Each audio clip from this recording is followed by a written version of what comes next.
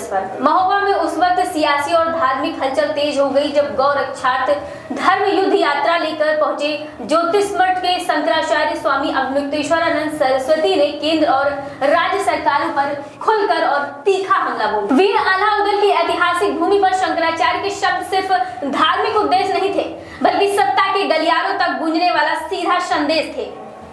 चरखारी के ऐतिहासिक बटुक भैरवनाथ मंदिर में दर्शन पूजन के बाद शंकराचार्य ने कहा है, हमारा वोट लेकर सत्ता में आने वाले लोग ही आज गौ माता को बेच रहे हैं। भारत को विश्व गुरु बनाने की बातें करने वाले लोग देश को विश्व कसाई बना रहे हैं। शंकराचार्य का ये बयान अब सिर्फ धार्मिक मंच तक सीमित नहीं रह गया, बल्कि इसने बीजेपी और हिंदुत्व की राजनीति पर भी बड़े सवाल खड़े कर दिए हैं। सुबह से ही महोबा में शंकराचार्य के स्वागत को लेकर भारी उत्साह दिखाई दिया। मां बड़ी देवी मंदिर से लेकर कटेश्वर महादेव मंदिर तक वैदिक मंत्रोच्चार गूंजता रहा। हजारों की संख्या में गौ भक्त और सनातन प्रेमी सड़कों पर उतरे।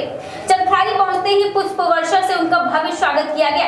पूरा मंदिर परिसर भगवा रंग और धार्मिक नारों से सराबोर हो गया। लेकिन इस धार्मिक माहौल के बीच शंकराचार्य के बयान पूरी तरह राजनीतिक तापमान बढ़ाने वाले साबित हुए। उन्होंने कहा है कि आज गाय सिर्फ चुनावी मुद्दा बनकर रह गया है। सत्ता में आने से पहले गौ रक्षा की बातें करने वाले लोग अब गायों की बदहाली पर मौन हैं।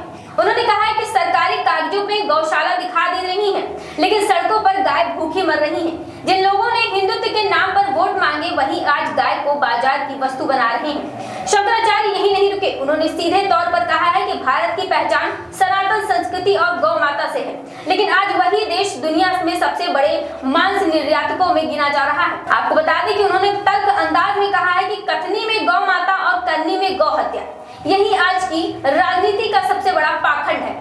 दरअसल पिछले कुछ समय से देश में गौ रक्षा, बूचड़खानों और मांस निर्यात को लेकर लगातार बहस चल रही है। ऐसे में शंकराचार्य का ये बयान राजनीतिक रूप से बेहद अहम माना जा रहा है, खासकर तब जब 2027 के यूपी विधानसभा चुनाव की तैयारियां धीरे धीरे शुरू हो चुकी हैं। शंकराचार्य ने असम और बंगाल के मुख्यमंत्रियों के बयानों का जिक्र करते हुए कहा है कि हिंदुत्व अब सिर्फ चुनावी भाषणों तक सीमित होता रहा है। उन्होंने आरोप लगाया है कि धर्म और संस्कृति को वोट बैंक की राजनीति का हिस्सा बना दिया गया है।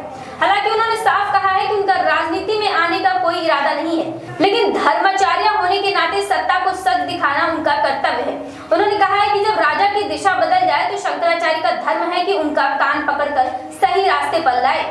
ये बयान सुनते ही वहां मौजूद समर्थकों ने जोरदार जयकारे लगाए। कई लोग इसे संत समाज की तरफ से सरकार को खुली चेतावनी के तौर पर भी देखा। सबसे दिलचस्प तस्वीर तब सामने आई जब शंकराचार्य के स्वागत में समाजवादी पार्टी के नेता और कार्यकर्ता भी सड़कों पर उतर आए। सपा जिला उपाध्यक्ष दिनेश राजपूत और विधानसभा अध्यक्ष बसंत राजपूत समेत कई नेताओं ने पुष्प वर्षा कर उनका स्वागत किया। इससे राजनीतिक गलियारों में चर्चाएं और तेज हो गई हैं, क्योंकि एक तरफ बीजेपी खुद को गौ रक्षा और हिंदुत्व की सबसे बड़ी ताकत बताती है, वहीं दूसरी तरफ अब संत समाज का एक बड़ा वर्ग सरकार की नीतियों पर सवाल उठाता नजर आ रहा है। 3 मई से गोरखपुर से शुरू हुई ये गौ रक्षार्थ धर्म युद्ध यात्रा अब तक 125 विधानसभा क्षेत्रों से गुजर चुकी है। हर जगह शंकराचार्य गौ रक्षा, सनातन संस्कृति और धर्म संरक्षण का संदेश दे रहे हैं। लेकिन अब ये यात्रा सिर्फ धार्मिक यात्रा नहीं रही, बल्कि इसके राजनीतिक मायने भी निकाले जाने लगे हैं। महोबा से उठी ये आवाज आने वाले दिनों में यूपी की राजनीति में बड़ा असर डाल सकती है, क्योंकि सवाल सिर्फ गाय का नहीं है, सवाल उस भरोसे का है जो हिंदुत्व और गौ रक्षा के नाम पर जनता से मांगा गया है। और अब वही सवाल संत समाज से पूछा जा रहा है, अगर गाय हमारी माता है तो उसकी दुर्दशा के लिए जिम्मेदार कौन है? फिलहाल आपकी इस खबर पर क्या राय है, हमें कमेंट बॉक्स में जरूर बताएं। देखिए, आया समय बड़ा बेढंगा। ऐसा समय आ गया कि हमारी माता को ही हमारे लोग हमारा वोट लेकर के काट काट करके बेचने लग गए। हमारी माता दर दर की ठोकर खाने लगी।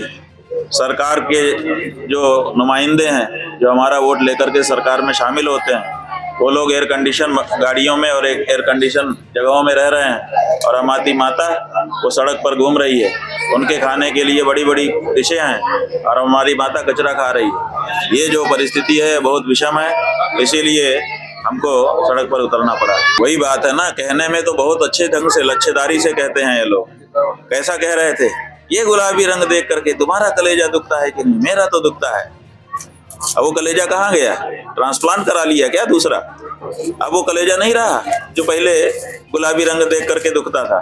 अब आप पूरी दुनिया में सबसे बड़े मांस विक्रेता बन गए। माने भारत जो विश्व गुरु था आज विश्व कसाई बन गया। ये क्या प्रगति हुई? ये प्रगति है? इस क्षेत्र में प्रगति क्या भारत की प्रगति मानी जाएगी? तो ये जो कहते हैं ठीक उसके विपरीत करते हैं। इनकी कथनी और करनी में बड़ा अंतर है और अब जनता के सामने ये सब बातें खुल चुकी हैं। पहले तो कह रहे थे, उतना खुला नहीं था, अब तो एकदम साफ साफ कहने लगे। अभी असम में वहाँ के मुख्यमंत्री से जब पत्रकार बंधुओं ने पूछा कि तुम्हें गाय मांस खाने वालों का वोट चाहिए, बोला क्यों नहीं चाहिए, हम थोड़े मना करता हूँ, घर में खाओ, सार्वजनिक मत खाओ। अभी बंगाल में वहाँ का मुख्यमंत्री आ गया, बोला 14 साल से ऊपर की और बीमार गाय को काट सकते हो। माने अगर माँ बीमार हो जाए तो काटी जा सकती है, 14 साल बूढ़ी हो जाए तो काटी जा सकती है। आप बताओ, आपकी माँ को बूढ़ा होने पर काट दोगे? आप उसकी उम्र रखोगे कि इतने साल तक माँ रहेगी, उसके बाद कट करके खत्म? ये हो सकता है क्या? ये इनकी माँ की परिभाषा है। तो इनका जो हिंदुत्व है केवल लच्छाधारी से भाषण करने के लिए है, आचरण के लिए इनका हिंदुत्व से विपरीत आचरण है। महाराज जी क्या राजनीति में इन्होंने अपने समय में मंदिर तोड़े हैं, मूर्तियां तोड़ी हैं। इन्होंने अपने समय में गंगा को बांध रहे हैं। इन्होंने अपने समय में शास्त्र और शास्त्र की परंपरा के मानने वाले साधु संतों का अपमान किया है। ये किसी दशा में हिंदू नहीं है। महाराज, गाय बचाने के लिए क्या राजनीति में उतरना पड़ेगा आपको? ऐसा है कि गाय बचाने के लिए राजनीति में उतरने की जरूरत हमको नहीं है।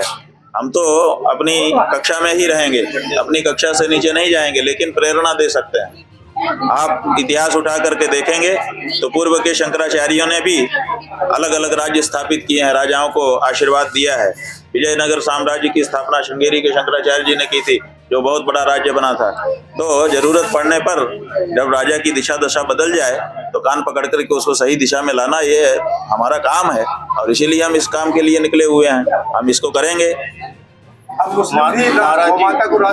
हाँ, देखिए कितनी बड़ी विडंबना है कि जो लोग कहते थे कि मुसलमानों के कारण गाय खतरे में है, आज मुसलमान कह रहे हैं कि गाय को माता घोषित करिए, हम मांग करते हैं। अब इस समय जो सनातनी हिंदू है वो कह रहा है कि गाय को माता घोषित करो, जो मुसलमान है वो कह रहा है, ईसाई भी कह रहा है।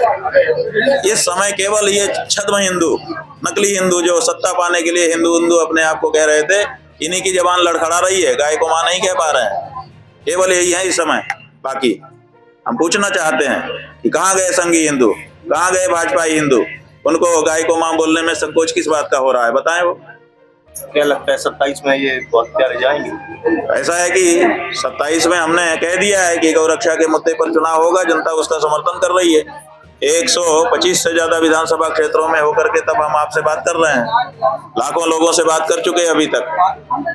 सब एक तरफा कह रहे हैं कि हम गौ माता की रक्षा के लिए वोट करेंगे। तो इसलिए या तो गौ रक्षक बनिए और नहीं तो निकलिए, खाली करिए। महोबा की जनता जो है ये धरती वीरों की धरती है।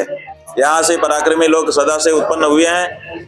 यहाँ के अलाउद्दीन कभी कोई युद्ध नहीं हारे।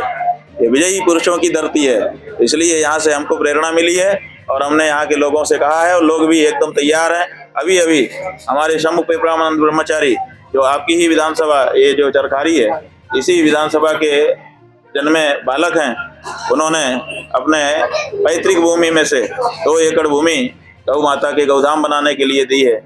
इसी तरह से और भी लोग सामने आ रहे हैं। पूरे विधानसभा क्षेत्र के लोग, हर व्यक्ति अपनी जेब से 1 नोट कोई सा भी निकाल रहा है ताकि भव्य दिव्य गौधाम बने और गौ माता का आशीर्वाद पूरे क्षेत्र को मिले। महाराज जी, पूरे प्रदेश में गौशालाएं बनी है, बहुत बुरी हालत है गौशाला की। देखिए, ये जब आप सरकार की फाइलों को देखेंगे, पलटेंगे, तो आपको लगेगा कि ये उत्तर प्रदेश तो इस समय गौधाम बन गया है, गोलोक बन गया है।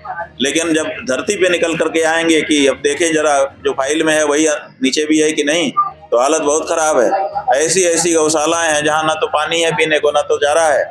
ऐसी गौशाला हैं जहाँ पर गाय जो है मरणासन्न होकर के पड़ी है और मरने के पहले ही कुत्ते उसका मांस नोच रहे हैं। ऐसी गौशाला है जहाँ गाय कान हिला रही है लेकिन कान ज्यादा हिल नहीं पा रहा है और उसकी आंख कौआ बैठ करके नोच के खा रहा है। ये सब दृश्य निकल करके इनकी गौशालाओं से आ रहे हैं। एक गौशाला में हमने सोचा कि चल करके हम भी देख लें, तो उसके जो चौकीदार थे उसने ताला बंद कर दिया कि आप नहीं आ सकते। ऐसी परिस्थिति है।